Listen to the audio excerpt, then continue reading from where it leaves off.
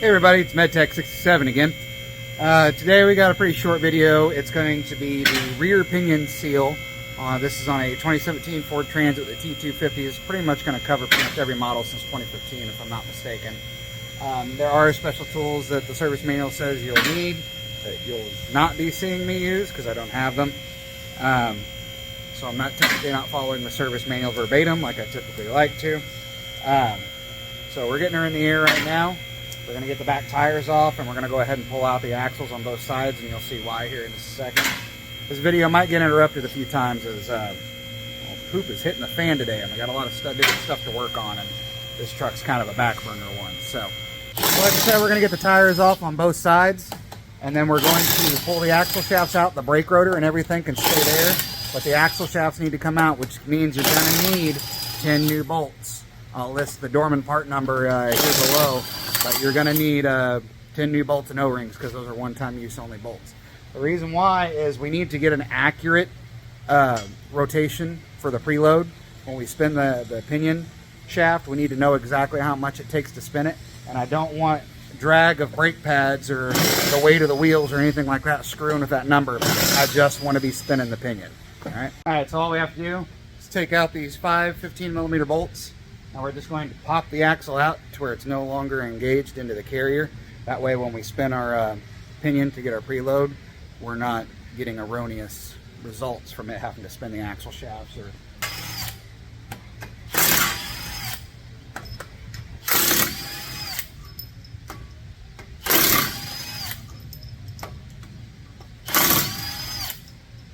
So these bolts are one-time use, so they're getting thrown away.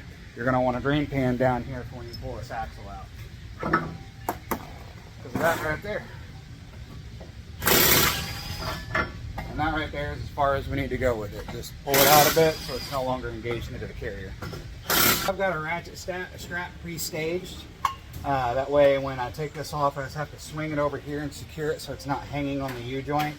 Now, the service manual wants you to mark the flange with the companion flange. That way you put it back together. It's honestly unnecessary. They're not balanced as a set. They weren't balanced in the factory with everything hooked up.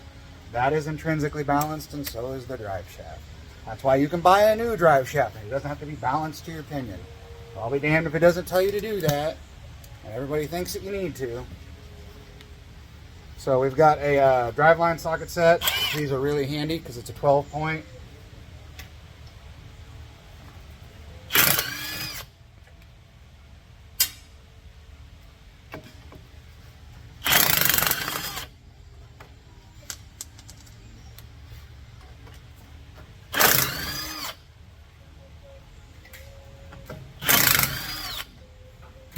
Careful not to let that thing bonk you. You're probably going to need a chisel and a hammer to split it apart, but don't turn your back on it. You do, and it'll conk you right on the head. Just getting a chisel lightly in between the flange here.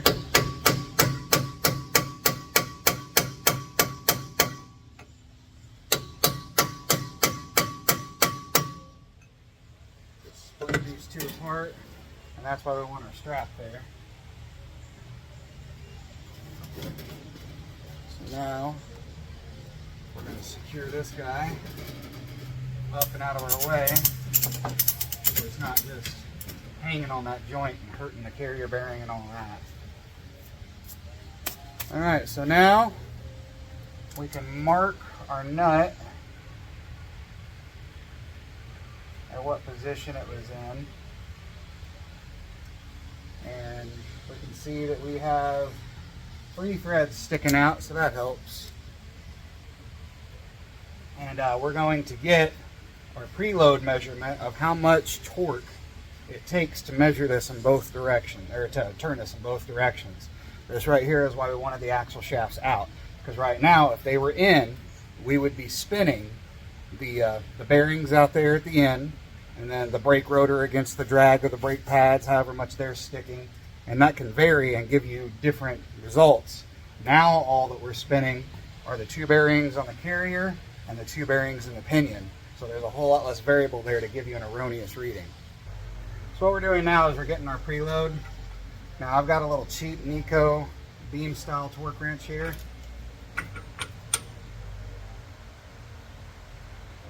It looks like we're right at 10 inch-pounds in that direction. Just a hair under.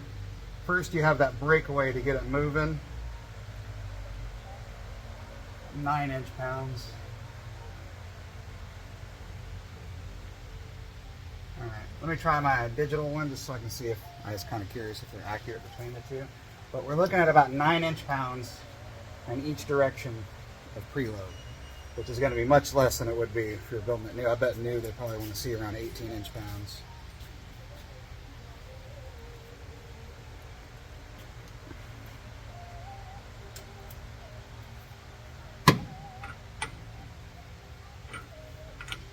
This one might not even read it. No, this one won't even read it. That's why those beam style torque wrenches are handy for that. Alright, we've got it recorded. We're 9 inch-pounds in each direction. So now we can zip this guy off of here.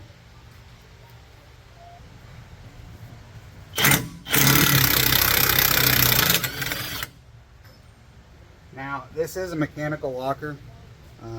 I don't even remember if it tells you to reuse it on the service manual. On most axle manuals, they tell you that you can't reuse it.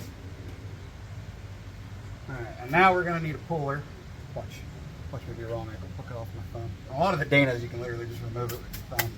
But now we're going to need a puller. I'm probably just going to get my 3-jaw in here. Alright, it's got a little bit of grease on our 3-jaw there to line up with that center drill hole.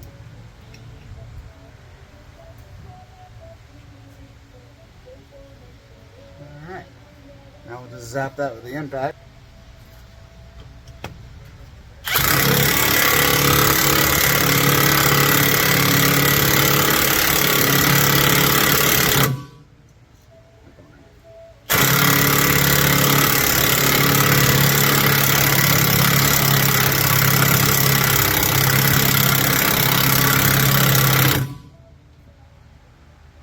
Man, it's putting up a fight.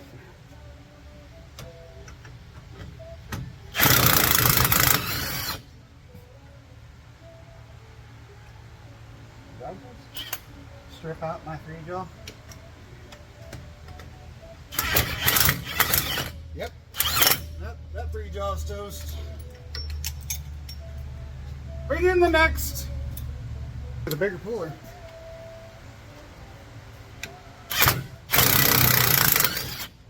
Grab that.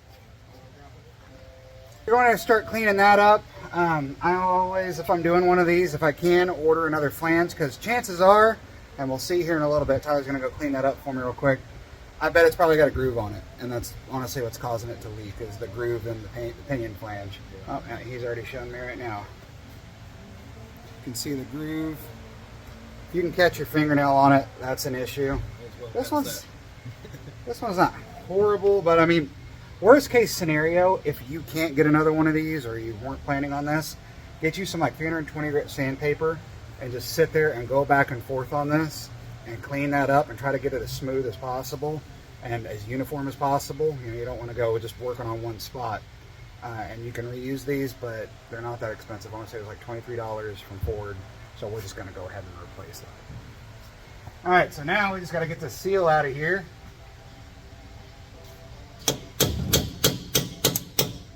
See if I can get you a little bit better view of what I'm doing there.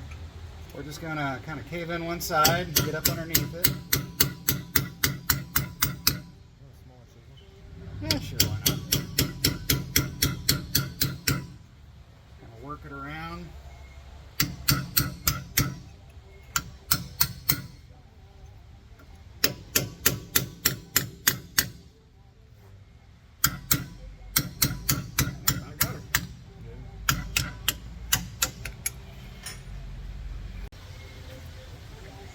You're going to want to clean out the splines really well, especially if you don't have the tool that installs the flange back onto the shaft peacefully, because you're going to need to slide on nice and easy. On top of that, you don't want a leak coming out of here. I'd say about half the time when a pinion seal is leaking, it's usually leaking through the splines up the companion flange and out the nut. So we want that guy nice and clean. Also I want your threads nice and clean.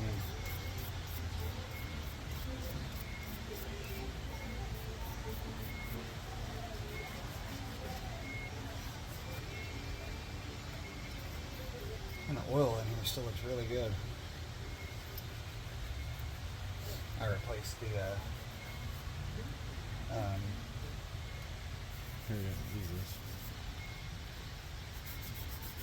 limited slip clutches a while back in this one. This is the last one we did? So it's got pretty young oil in it.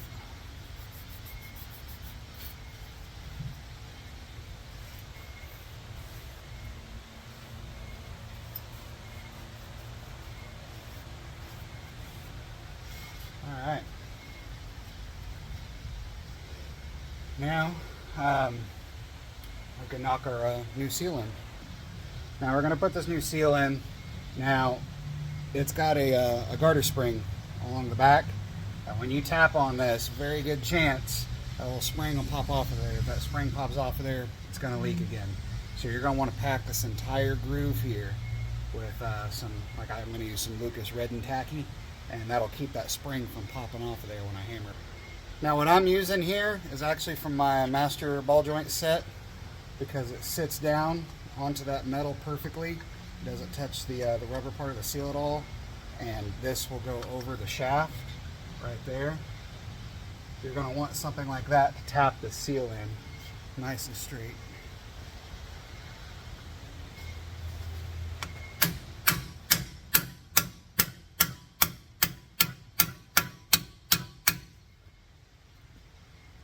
A little high on the bottom still. Perfect. Now you're still going to want to check in there to make sure that you don't have a garter spring just chilling out in there. That'll be really irritating, I promise. So we've got our new flange here. I'm just seeing how our fit is. Yeah, this one's going to be violent. On a lot of the 9.75s, you can get it in there until the nut can pull it on there for you. What you're really supposed to be using is the tool that Ford has that grabs onto this, and it has a nut that starts it on. I'm going to check to see if my harmonic balancer installer has an adapter for that, but I highly doubt it. But I guess we'll see. So we had to give it some gentle love taps to get it to go on there. I really need to buy that tool just to add another one that I need to add to the collection. Now that we've got it there, we've got at least a few threads on. We're going to gently hold this with our little holding tool and slowly spin it on.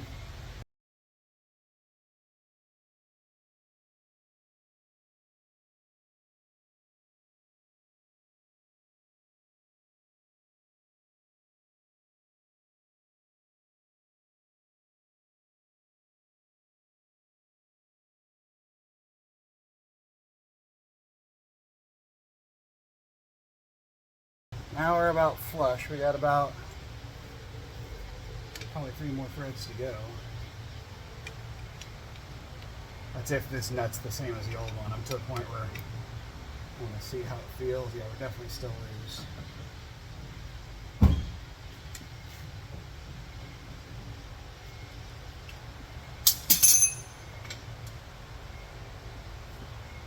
Where did that go?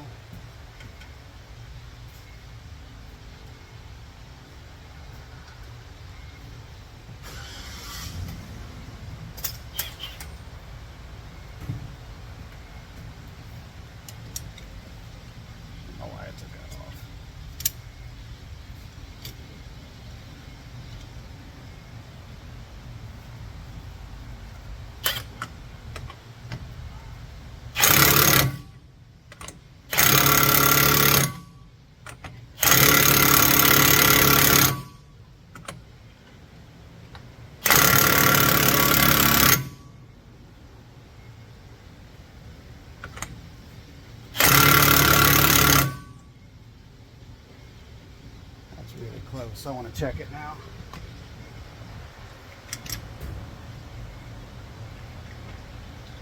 A little bit more.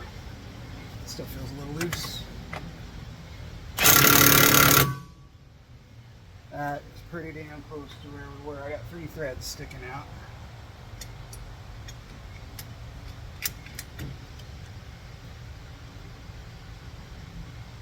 You should have absolutely no up-down play, otherwise your bearings aren't seated, and you should have absolutely no in and out. Now you twist it, you're going to feel the clunk clunk. That's just of the ring and the pinion, but you should have absolutely nothing up and down, in and out. Now we can check our preload, see how much torque it takes to spin this.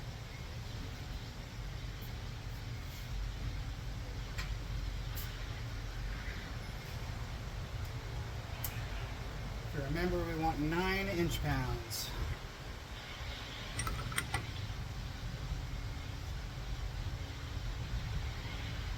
We're just shy of 9 there. I'll get this thing to stay on there. We're going to go just a little bit tighter. We're just shy of 9 counterclockwise and definitely shy of it clockwise.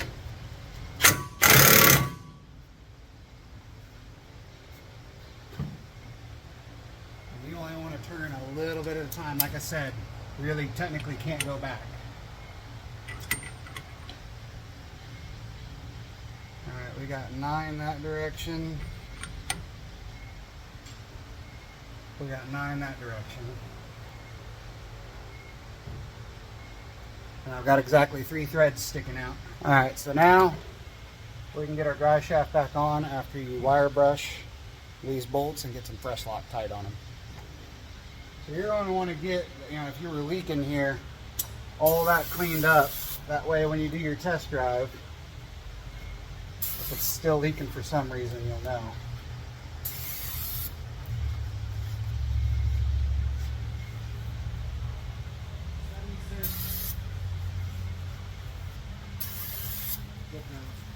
Copy that.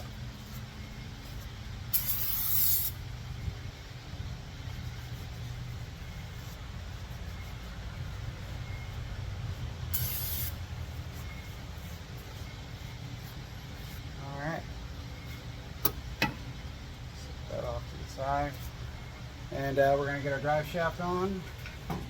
Go ahead and pop it loose from our ratchet strap over here.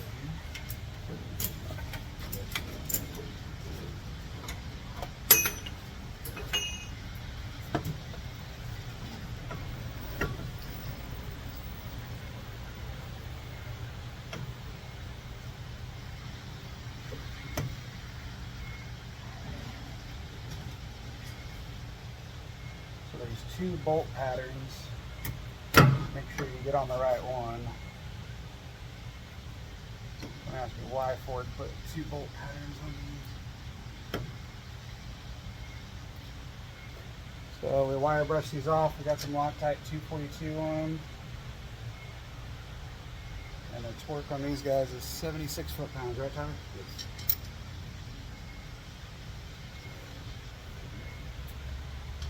It's 90 foot-inch.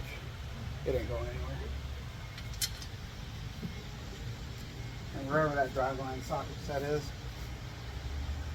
or socket, oh never mind, it's right here.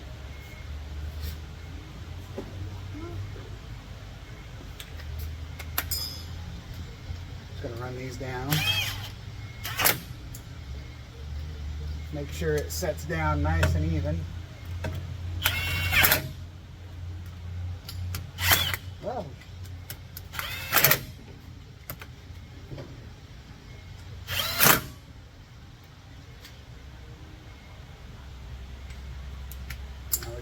you already set this. And a crisscross pattern.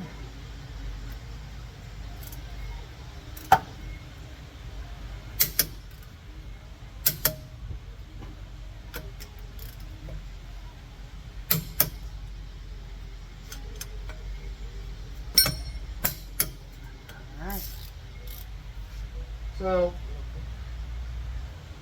if you wanted to from here, you could totally get away with just slapping the axles back in, topping off your fluid, but it needed a pinion seal change for a reason. Now, granted, it was probably because the old limited slip clutches in this thing were toast, and all that front clutch material, you know, kind of ground its way into that flange by that groove that you saw. So we're just going to go ahead and change it. That's why we have our spare tire down right now. So we're going to go ahead and drain the fluid on this. So come along with us while we do that. You could.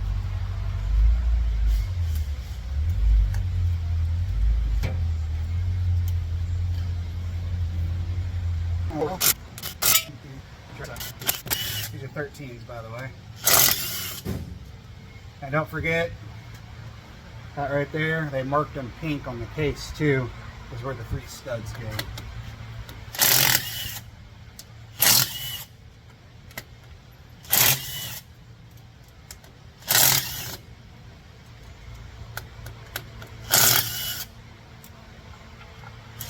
Should have left that one there, that way it doesn't come flying off at you.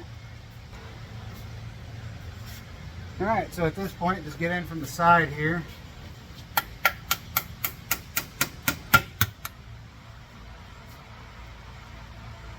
Actually, it's really good.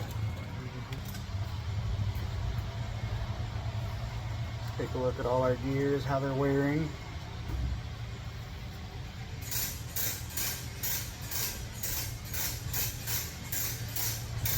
Oil looks outstanding, which means our limited slip clutches should still be in good shape. Looking at the pinions too. I really need to buy that tool so I don't have to smack on that pinion. I recommend you get it if you can. But I don't think we hurt anything.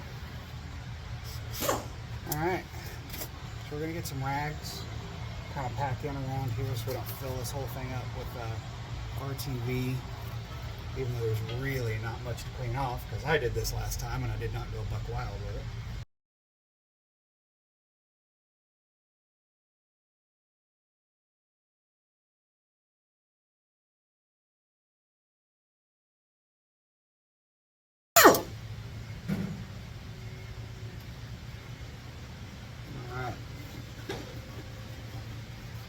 Oh man, I'm trying not to sling oil over myself.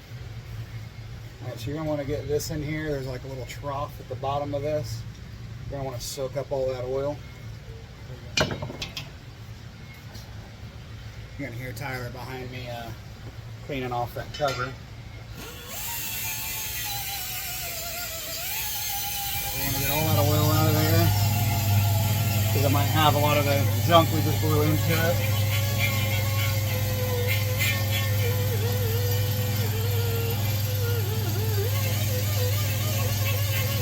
And normally I would clean this out with brake parts cleaner, but this thing is so clean and pristine, I just don't see a point in it.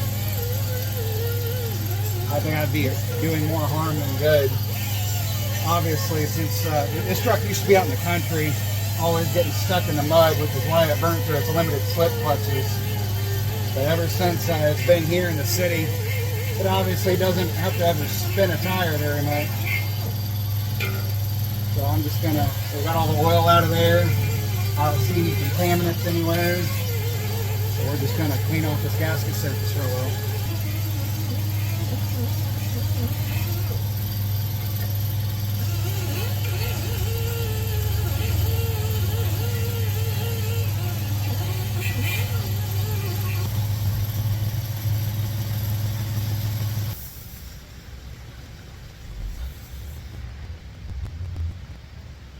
Like I said, we know our studs go on the part that was marked kind of pink color. So I just want to line this, get that out of the way. Line this up real carefully to make sure we don't smudge our silicone. Get at least 2 bolts started. And put the rest of them in.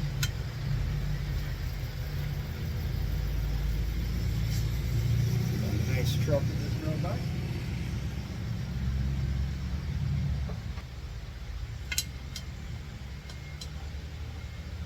I'm going to look up the torque on this if I'm not mistaken. It's 35 foot-pounds. It is. I'll look it up. I don't know, that's what it is on the Dana 70s that the E350s have. What I like to do with these is I like to run down two of them. Top and bottom, until I just start to see that RTV squeeze out.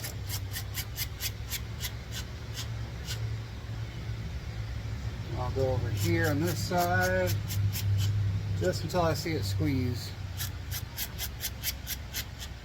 And now I'm gonna let it sit for about 5 minutes.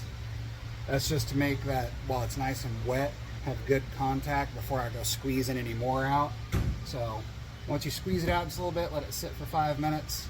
I've noticed that if you do it this way, it adheres to just the pan, and it forms a really nice gap. Like you saw when I took it off, I pretty much pulled off an O-ring of RTV.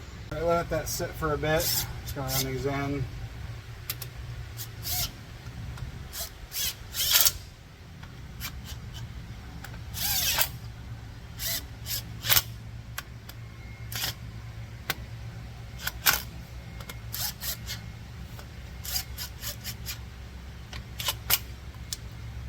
Alright, now we just torque these guys to 33 foot-pounds. We're just going to go back and forth.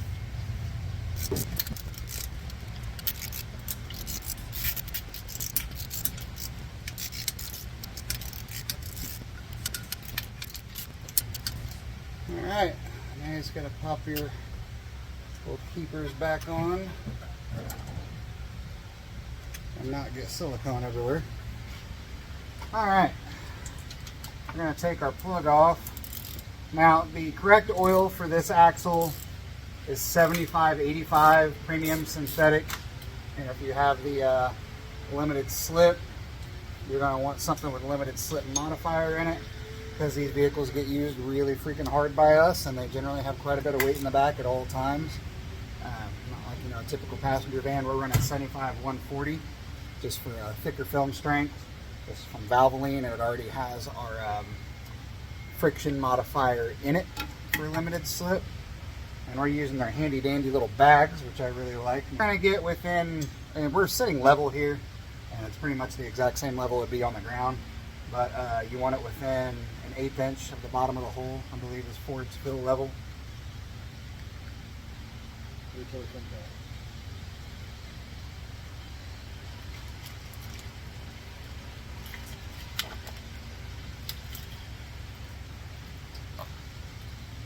If you're like me, you're wondering where these have been in your entire life.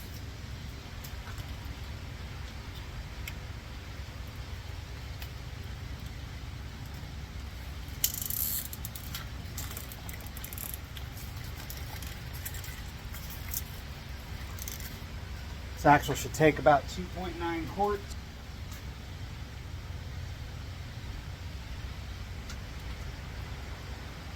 I'm sure there's a torque for this. I don't know, just snug it. 38. We need to torque down our new axle bolts, put on our tires, and put our spare back. Alright, so we're going to torque these down to 50 foot-pounds, and then they're going to take in an additional 90 degrees.